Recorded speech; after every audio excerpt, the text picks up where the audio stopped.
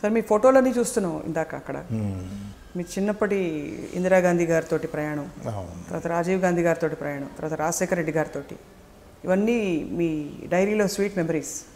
ఏమన్నా ఒకటి రెండు సందర్భాలు ఇందిరాగాంధీ గారితో మీ ప్రయాణంలో జరిగిన అనుభవాలు కానీ ఏమన్నా పంచుకోగలుగుతారా మాతో?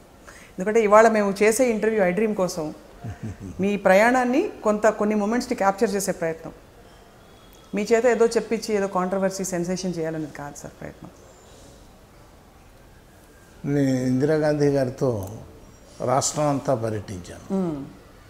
వారి హెలికాప్టర్లోనే ఉండేవాడిని, వారి స్పీచెస్ని ట్రాన్స్లేట్ చేస్తుండేవాడిని. అలాగే రాజీవ్ గాంధీ గారితో రాష్ట్రంలో చాలా భాగాలు తిరిగాను, వారి స్పీచెస్ని ట్రాన్స్లేట్ చేసేవాడిని. సంజయ్ గాంధీ ఒక్క స్పీచ్ ట్రాన్స్లేట్ చేశాను అంతే. హిందీ ఎలా నేర్చుకున్నారు సార్ మీరు అసలు? హిందీ కాదు, ఇంగ్లీష్లో మాట్లాడాలి. English to Telugu. సోనియా గాంధీ గారివి దాదాపు 7-8 సార్లు ట్రాన్స్లేట్ చేశాను. సో సన్నిహితత్వం ఏర్పడి వారి స్పీచెస్ని ట్రాన్స్లేట్ చేసేటువంటి ఒక సదవకాశం రావటం, ఆ రకంగా కొంచెం దగ్గరికి వెళ్ళేటువంటి అవకాశం కలిగింది. వారితో తిరుగుతూ ఉన్నప్పుడు ఇందిరాగాంధీ గారు డే అండ్ నైట్ కష్టపడేవారు. తెల్లవారుజామున 3-4 గంటలకు వచ్చి మరలా 6:30 కల్లా రెడీ అయిపోయేది. అంత ఎలర్ట్గా ఉండేది. ఎలక్షన్ స్పీచెస్ అంటే మాట్లాడుతూనే ఉండేది.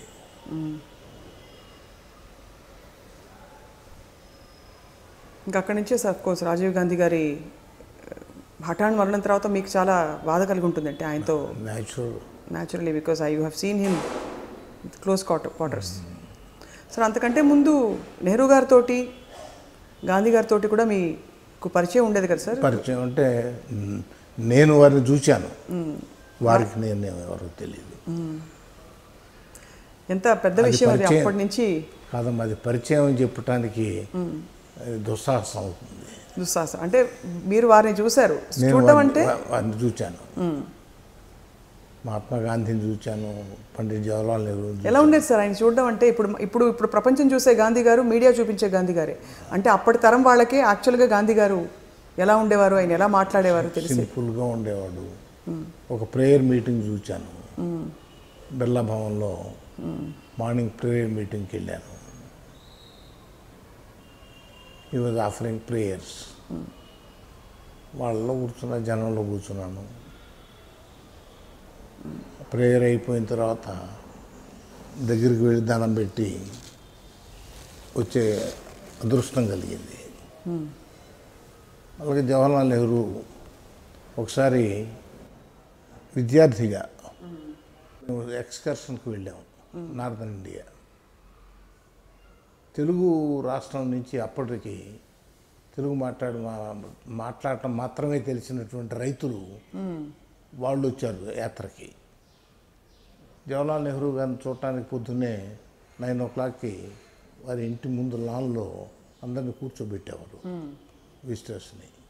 ఆయన వచ్చినప్పుడు ఆయనే అడిగాడు, వీళ్ళు రైతులు వస్తే చొక్కాలు లేవు, అంతా తలకు పాగాలు, కర్రలు,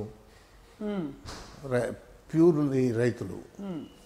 వీళ్ళతో మాట్లాడుతుంటే వీరు ఎక్కడి నుంచి వచ్చారు ఏమిటని ఆయన అడుగుతుంటే వీళ్ళు ఎంతసేపటికి ఆంధ్ర అంటారు. అప్పుడు ఇంకా ఆంధ్ర రాష్ట్రం ఏర్పడలేదు. అవును. Can anybody translate their version అని అడిగాడు. నేను దగ్గరలో ఉన్నాను. నా స్నేహితులు వెళ్ళి చెప్పు ఏముంది వెళ్ళి చెప్పాను నేను. వీళ్ళు ఆంధ్ర రాష్ట్రంలో ఉన్నారు. Andhra means part of joint Madras state అని అలా మొదలైంది. తమిళ భాష అంటే అపారమైన మక్కువ ఉండే రాష్ట్రం తమిళనాడు. అంటే మాతృభాష అమ్మ భాషని చాలా చోట్ల తమిళ భాషను కంపల్సరీ చేస్తారు, వాటి మీద వివాదాలు అయ్యాయి. తెలుగు భాష కాదు తమిళ్. కానీ జయలలిత గారు మీతో మాట్లాడినప్పుడు తెలుగే మాట్లాడేవారా? స్వచ్ఛమైన తెలుగు మాట్లాడేది. உங்களுக்கு తమిళ్ కత్తుకులేని లేదు, స్వచ్ఛమైన తెలుగు మాట్లాడేవారా? So it's a long journey sir. మిమ్మల్ని చూస్తే ద బిగ్గెస్ట్ ఇన్స్పిరేషన్ ఇస్ మాకు how you have survive through the storms of politics. చాలా సంతోషం. నెక్స్ట్ తదుపరి కార్యాచరణ ఏంటి సార్?